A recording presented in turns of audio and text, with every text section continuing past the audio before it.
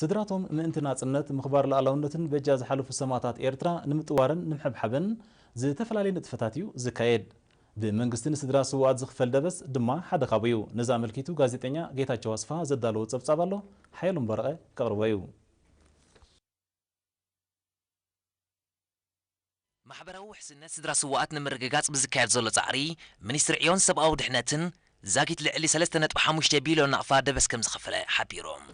دايركتور چنفر دحنت سدرا سوات اتو زرعي تخلاب نيرينا بزحاب حبريتا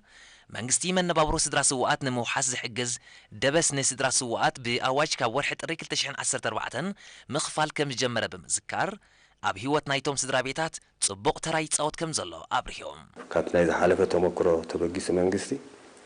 كان يجر بقصال فتحكم زلو ويتي دحراي قال اواج اوسي مالتي كاب طرق 2004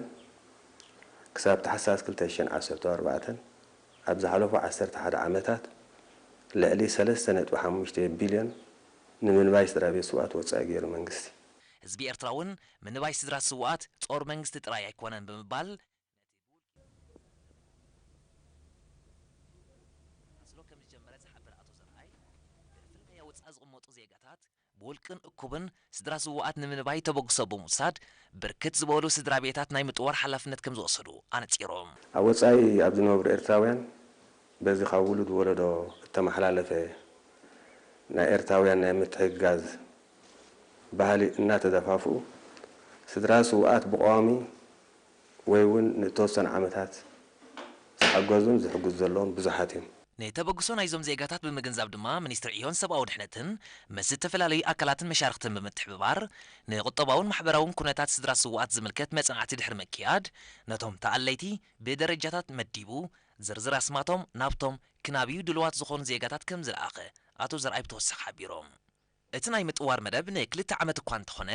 ነቶም ዝናብዮም ስድራ ስዋዓት ክሳብ ህይወት ዘለው ክንቅጽሎ ኢና ኢሎም ዝትግብርዎ እውን ከም ዘለው ዝሓበረ ኣቶ ዘርአይ ካብ 1 ክሳብ 54 ኣባላት ስድራ ስዋዓት ዝሕግዙ ከም ዘለው እውን ኪኖቲ ገንዘባውን ንዋታውን ሓገዝ ከዓ ስድራ ቤታዊ ዝምድናን ምድግጋፍን ከም ዘማዕበሉን ኣረድዮም ማሕበራዊ ድሕነት ስድራ ስዋዓት ካብ ቀዳምነታት መንግስትን ህዝብን ኤርትራ ምዃኑ ብምጥቃስ ድማ ኣብ ገጠራት እውን ብኣባላት ሓይልታት ምክልኻል ኤርትራ ተምሃሮን ካልኦት ኣካላት ሕብረተሰብን ኣብ ሕርሻውን ጥፈታት ምጽጋን ኣባይትን ካልእን ልዑል ምድግጋፍ ከም ዝግበር ኣብርሂቦም ዳይሬክተር ጨንፈር ድሕነት ስድራ ስዋዓት ኣቶ ዘርአይ ተኽለኣብ ኣብ መወዳእታ እዚ ናይ ሓልዮትን ሕድሪ ሰማዕታት ናይ ምፍጻምን ሰናይ ተግባር ህዝብን መንግስትን ኤርትራ